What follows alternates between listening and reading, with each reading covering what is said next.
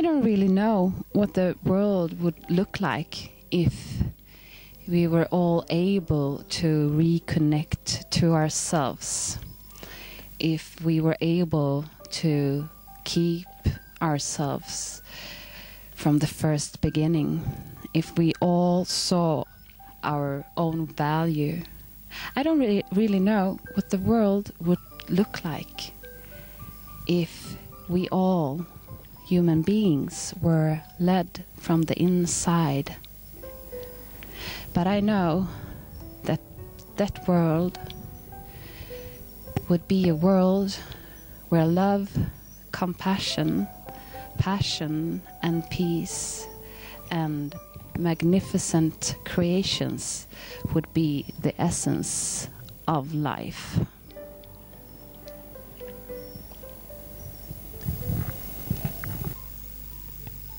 Hi and welcome to the Swedish web TV Inspire Me. I'm here in Stockholm together with Sanna Nova Emilia, the founder of True Heart Education. Yes. And we have chosen to do this interview in English. We've done it in Swedish before, but we really want to spread the word with the rest of the world. So hi, Sanna. Hi, thank you. This is great to be here with you.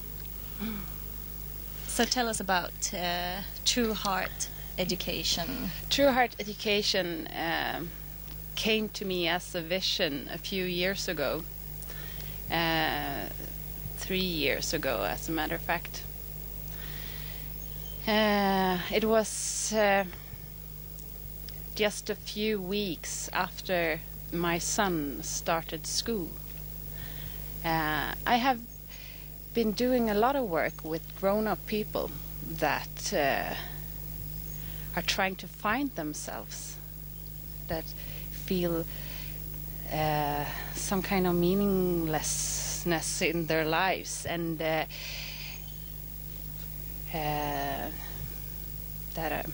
are feeling depressed or stressed or things like that. And I have always been wondering what happens when people lose themselves. What is happening when people get that disconnected from themselves, that they can't feel no more joy or happiness in their lives, or that their lives has a meaning. Because that feeling, I think a lot of people are searching outside themselves. Yeah, exactly. Most people do. I have been one of those people who have searched for myself the bigger part of my life. And then it was this day when my son started school. And my son, he is this curious little person who just wants to learn new things, and he learned to read almost by himself. I read a lot of books for him, of course, but then he started to understand, okay, if I do like this and like that, oh, it becomes a word, and he was so happy. And he just loves to learn new things until the day he started school. So what happened? He went to his first day and was like, wow, yay, mama, I'm going to learn a lot of things now, and I'm going to meet a lot of friends, and we're going to have so much fun together, and finally I'm this big, now I will learn to do this and that, and he went to school with this shiny eyes, all curious, and during the following 4 weeks his energy just ran out of him. So when he woke up in the morning, he was a little more tired for every day. And suddenly, one day, he woke up and he said, Mom, I don't want to go to school no more. And I said, "Oh, how come?" And he said, "I just have to sit still and be quiet all the time. I'm not allowed to play anymore." And then I understood what happens to us when we lose this connection with the joy and the happiness in our lives. That's when we start to conform ourselves to fit into this to the system that we have created to be good girls, good boys, and do as we been told. So in that moment, the vision of True Heart education just fell down on me, and I thought that, oh, I want to change the school system, but how am I supposed to do that? It's only me. Oh no, I'm so too small to do this. But then during this 3 years, I have met so much loving people, so many people that really understand that we have to do something else, and to guide our children and lead our children to something else in another way, so that they will keep their curiosity, their creativity, and everything, and their inspiration and their motivation. Not to control them like that. Exactly. And how can we do that? I mean, with the system of the schools, how can it be more it would free? be wonderful if we could just get it up by the roots and throw it away and start over all again, but it's not really possible to do that. But because it's not only the schools. No. It's me as a parent too. I put my child in some kind of exactly world. Yeah. I want it to look like. Exactly. I used to talk about the invisible children. As you know, I've written two books. I wrote this book, Just a Breath Away, the book about my invisible child. I wrote that book to I dedicated it to all the invisible children in the world. And what I meant with that when I wrote that book, it was all the invisible children that has left the earth, because the book is about the loss of my daughter who died 7 years ago. She was 15 months old when she died. And this next book I dedicated to all the living invisible children, because, as I used to say, I believe most of us would rather be a dead invisible child than a living invisible child. And when I talk about invisible children, I mean all of us in some way, because I have to say the title of this book is Learning with the Heart, when knowledge and value becomes one. I believe that we all in some way are invisible children. When I have these lectures, I used to ask people, what do you think about when I say child qualities? And everyone knows exactly what I mean. They say joy, happiness, playfulness, unconditional love, creativity, they are spontaneous, they know how to be here and now. And all those qualities that we think of when we think about children. But as a matter of fact, those qualities are not child qualities. They are human qualities that we are all born with.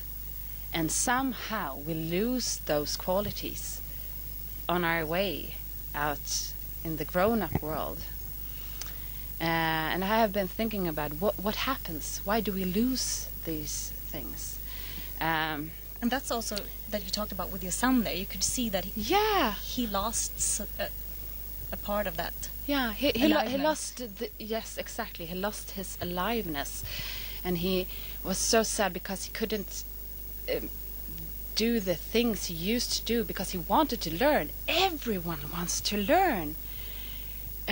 You know, all children are like, why is that? Why is that? Why is that? They always ask things. Always. They just love to learn.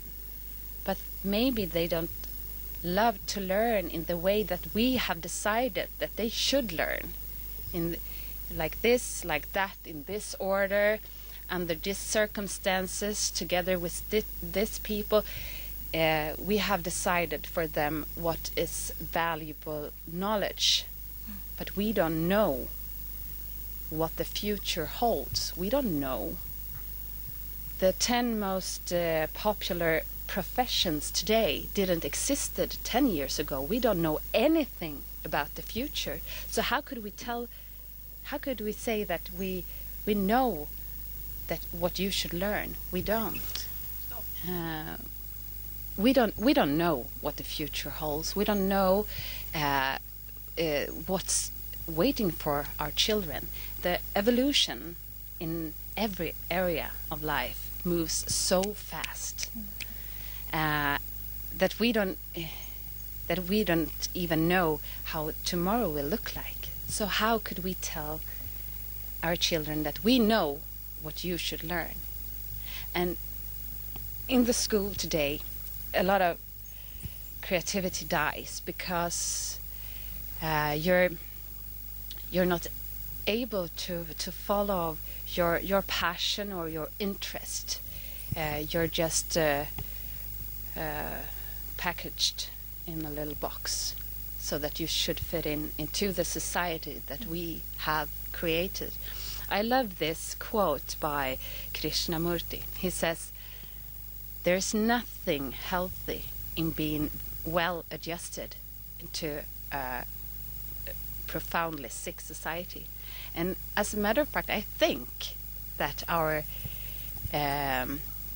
society in some ways are sick, or in the profoundly sick, because or dysfunctional, as I would like to say, because we have created a society where we have to compete with each other all the time. That's what we learn the kids in school.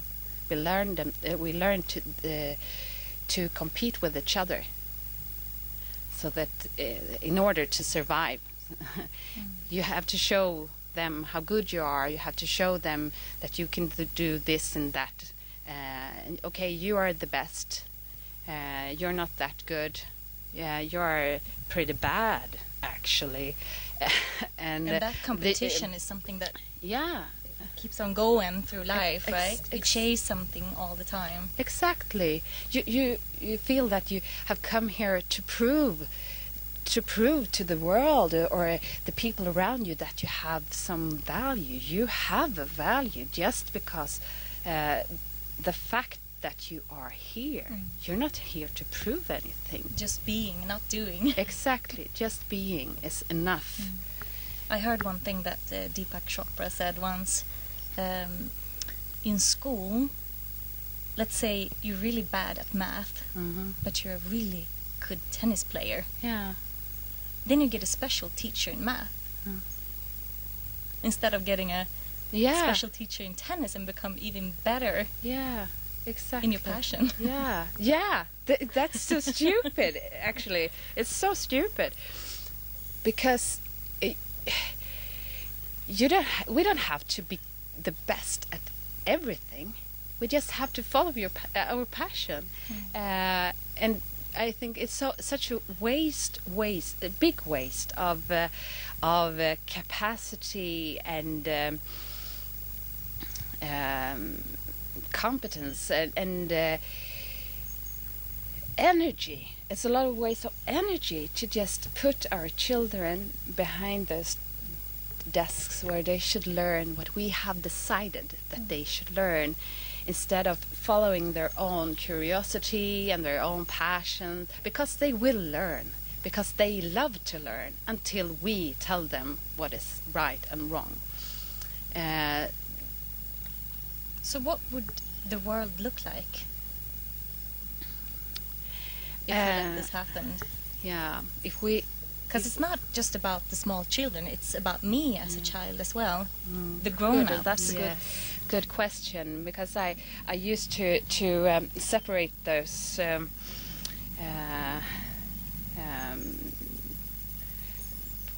those leadership, if we are led by ourselves, or we are led from the inside, or we are led from the outside.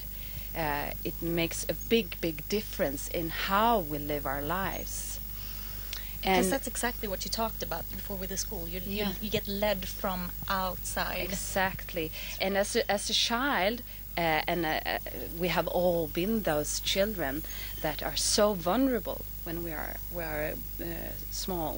We know that, oh, okay, I have to do like these people tell me to do in order to survive. I need their love, I need their affection, I need them to take care of me, and I have understood that I have to do as they want me to do, otherwise I might not live, or I'm not included.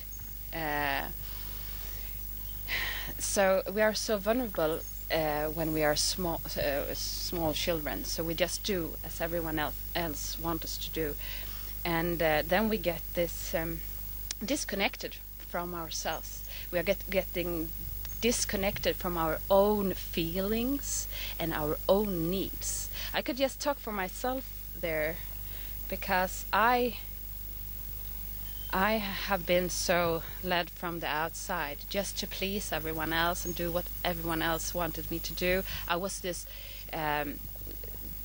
great student in school. I had the best grades, and I did as everyone wanted me to do, to please everyone else. But I actually lost the connection with myself, and I lost the feeling of knowing who I am. And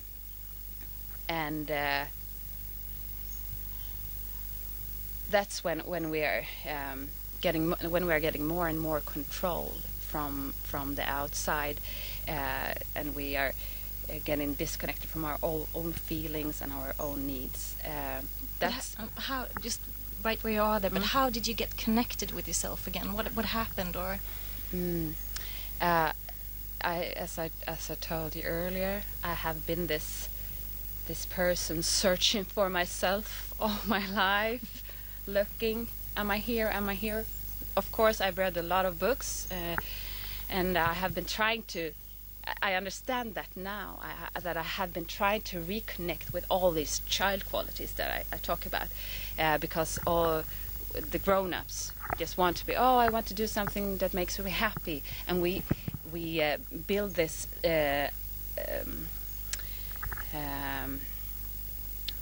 the substitute needs this to fill ourselves with happiness. Oh, if I get a bigger house, if I get a faster car, if I get a bigger television, and if I just succeed in my career, if I just do this, if I just do that, I will become happy. But the children are born happy. We're all born happy, to the ability to be happy. And this, when we are getting led from the outside, from other people, we are just getting disconnected from our own needs and our own feelings. Because I just used to talk about that as well, that the feelings are our messengers. They come with messages to us to tell us if our fundamental needs are met or not. And we used to talk about negative feelings or positive feelings, but as actually it's not no such things as negative or positive feelings. They are all just feelings with different messages to us to tell us if your needs, your fundamental needs are met. And then I don't talk about that fast car. I talk about the need of safety, connection with other people, love, of course, and the feeling of contribution, that I could contribute to something, to someone else, and yeah, all those. Of course, I think the most important feelings are love and connection between And when you people. search outside yourself, it's always comes back to that. Yeah, and we try to fill that emptiness. If we don't, we always search for a feeling. Actually, okay, we have those physical needs, of course, food, sleep, and everything like that. But then we just have to want to fill ourselves with those feelings, and we don't have negative or positive feelings. The negative feelings, or the feelings that we call negative, it's their message to us is that some of your fundamental needs are not met. You don't feel safe. You're stressed or something. Maybe you haven't eaten enough, or maybe you feel rejected from someone, or you don't feel that you belong.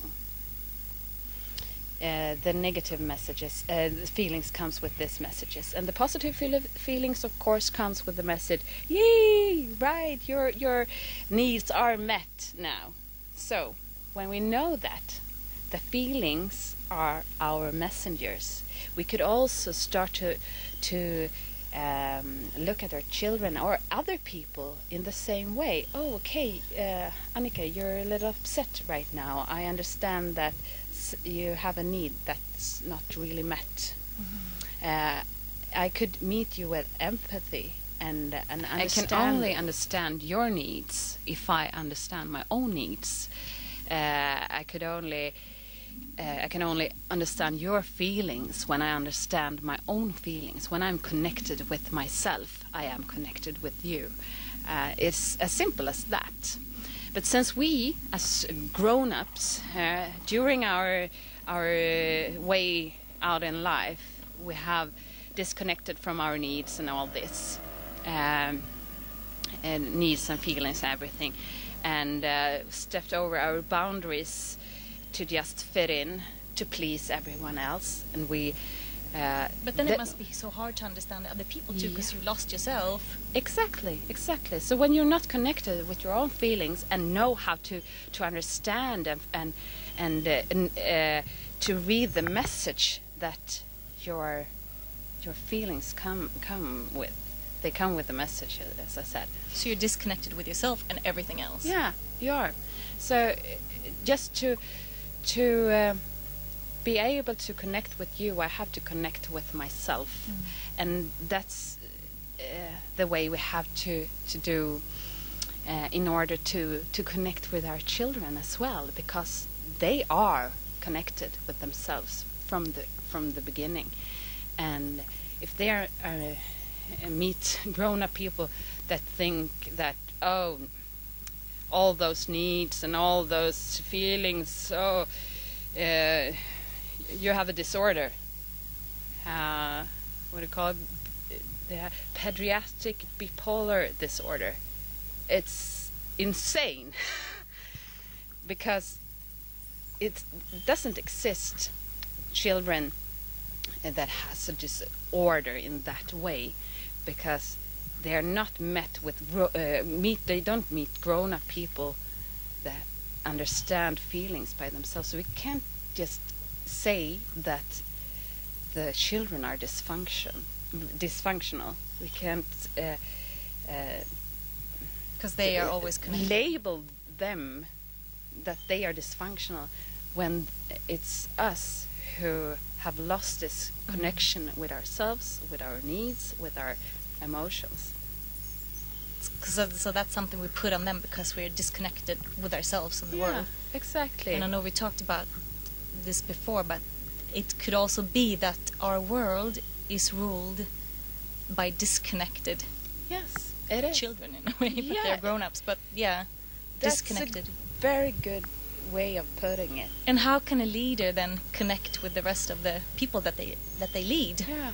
When they are disconnected with themselves, they Mm. can't connect with anyone else. So that's what I'm talking about, is to create a healthy world, a world of happy, content people. We have to understand this connection, and we have to get reconnected with all that we Child call qualities, because that's our fundamental human qualities, and we have to reconnect with those qualities in order to give our children the possibility to grow up reconnected with themselves, so they won't have to lose themselves during their way out in life, and then have to look for themselves half of their grown-up life.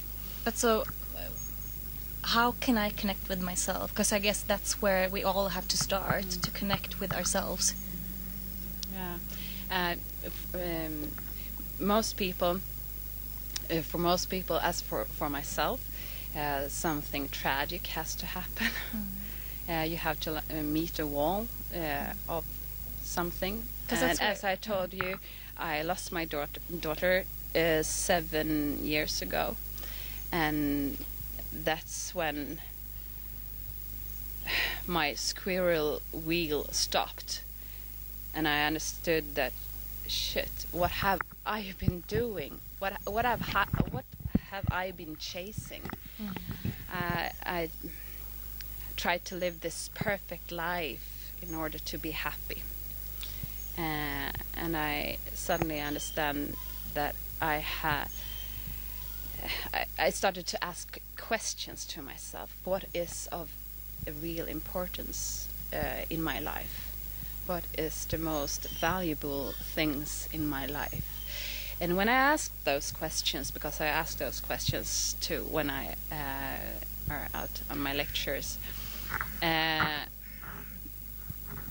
everyone says, my children, my partner, or some relations.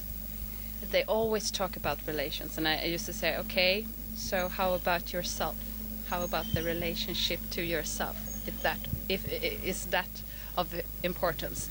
Often we forget the relationship to ourselves. But anyhow, it's always the most important things, the most valuable things people think of when I ask the question is the relationships, the love. No one raised their hands and say, oh, it's my job. Or my car. My car. So what kind of values do we want to give to our children or the next generation? Do we want them to continue in this squirrel wheel that we have created of producing, consuming in order to survive? You have to become a good producer or good consumer to have the right to survive. Or do we have a value as human beings just because we exist? Is it possible? So what I believe that we have created a world that is disconnected from the emotional consciousness that I think that we need in order to grow up as healthy human beings. And as we don't know anything about the future, not anything at all, we don't know anything about tomorrow, and we can't tell our kids that this is what you need to know. the only thing that we could give them as a gift is the possibility to stay in contact with themselves, to know their own value, because when you know your own value, you also know other people's value, and how to live a life that makes you feel happy and healthy. Because when you could follow your own passions, your inspiration, your happiness. When you're allowed to follow your happiness in your development, you will also find ways to be healthy and joyful and feel good in life. And when you feel good, you could meet any obstacle, whatever obstacle that you might meet. So.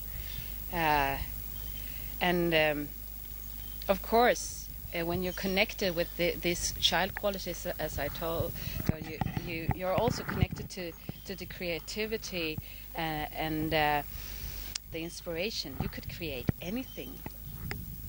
So I guess there are some questions I can ask myself, just to be aware of what is important to me. Yeah, exactly. How am I valuable? Or what is my value? Not by doing, just being. Just to awaken that for myself, right? Yeah, exactly. You could start now. Anyway, we, as I told you, to me it had to be a tragic experience of losing my child to start asking myself those questions.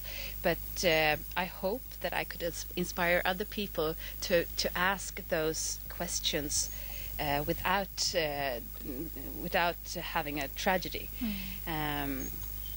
And often people around 30, 40, or maybe even later find themselves lost in life, and you talk about those 40-year crisis or things like that, and suddenly a person wakes up and think, oh, who am I, what do I want, and start to ask those valuable questions. But you could start right now, and I think that's of so big importance too, is that we lead our children by questions, not by answers, because that's also what we do in the school. We tell them this knowledge exists, and actually the children are pretty bored to go to school right now, because they have the connection to all that. We live in this information society. The information is everywhere. You just have to click a little bit. You have it all over the internet, and then you get to this little classroom, and someone is telling you, and this and this and this you should learn. It's pretty boring. And you see this not only in Sweden. This is something that is... Yes, and I could feel that very much, that something is happening all over the world. I believe that this is I am, and you are, and everyone in the middle age are now the ones growing up from this this situation in school, where we just filled like empty boxes filled with the information, and lost ourselves during the way, and tried to find ourselves again. So this generation is now taking this question to this level, and I think it's a school revolution going on all over the world. Because usually those questions might be asked first when you get into a crisis. You might end up with a psychologist, and for the first time you get those questions. Yeah. What do you want in life, or exactly who are you? Yeah, you ask those questions, and And to ask yourself those questions before you hit the wall. Exactly. And that my book, Learning with the Heart, it's a practical book as well as a theoretic, but practical as well. And it's filled with a lot of questions, how to give our children the possibility to create themselves by asking them questions where they could think for themselves and feel for themselves, because we're not here to give them our thoughts or our feelings or our way to live, because it's not a really good way to live. If you look at the world as it looks, what it looks like, it's not a very good way of living. So of course we want our children to create themselves, and to do that we have to show them that their inner space, their inner self is of value. They are their inner world is of value, because we have been so occupied by the thought to have the children to fit into the outer world, to be a part of the society. Oh, if you don't do this, and we lead them with the management of fear. If you don't do this, if you don't do that, you will somehow get punished. You will get these lower grades, and you will. So you're not valuable. You're you're not valuable. And if you don't go to all these college and high school and everything, if you don't do that, you will not get a job, a proper job, and you will not get paid, and you will not get the possibility to survive, and you will not be valuable to the society. We live in I said that before, that we live in a dysfunctional society, and that's because exactly everything is valued in money. And it's not easy to give our children the right values, the feeling of that they have value just because they are human beings, when all the things in the society are so valued in money. So, and your book, I know, will get translated into English. Yes. As I said, it's the title in English then is Learning with the Heart, and it's a theoretic and practical book, and I turn to parents, I turn to the teachers, principals, or everyone in the school world, but as I told you before, I have also written this book to every grown-up person who want to understand what happened when they lost themselves and how to reconnect, because as I said, we have to reconnect to the child qualities and this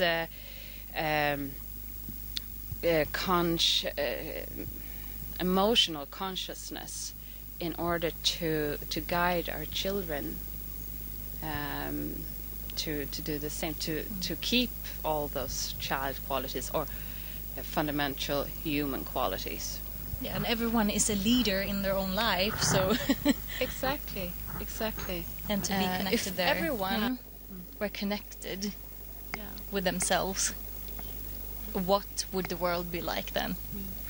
When we are connected with our own value, we also know that other people have the same value.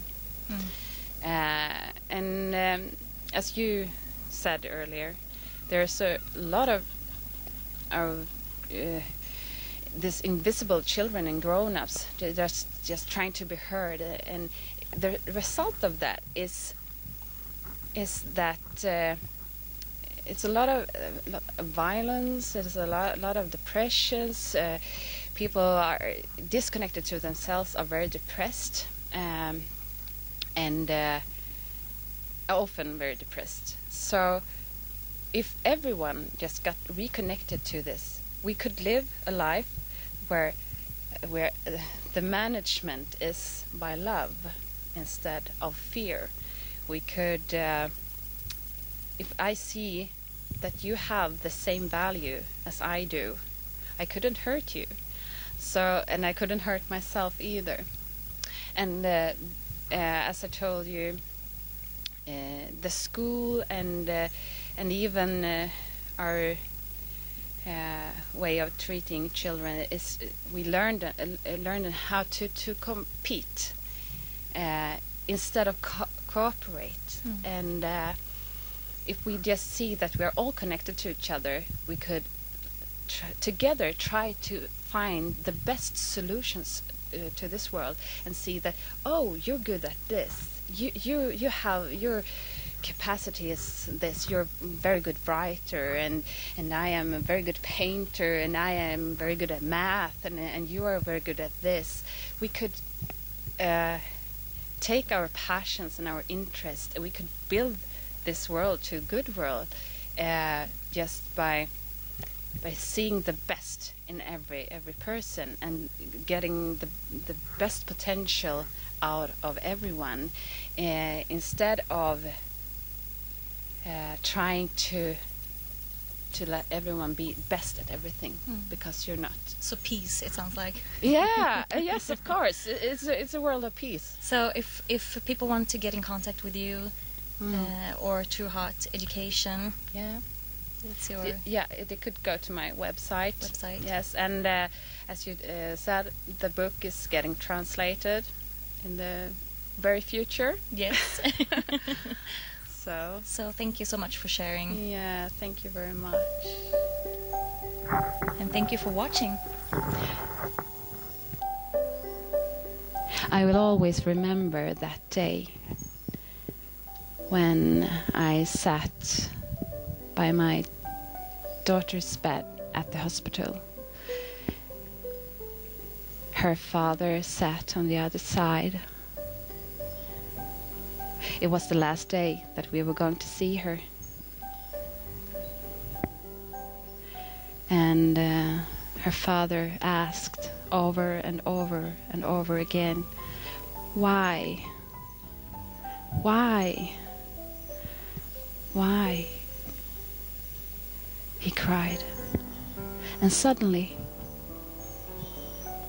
from nowhere and from everywhere, there was a warm energy surrounding me, filling me with a feeling of joy, peace, happiness, love. I don't know exactly what happened at that moment, and I know that no science will be able to explain what happened to me then, but suddenly I heard words. I heard words inside of me, and I started to talk. Mother, Father,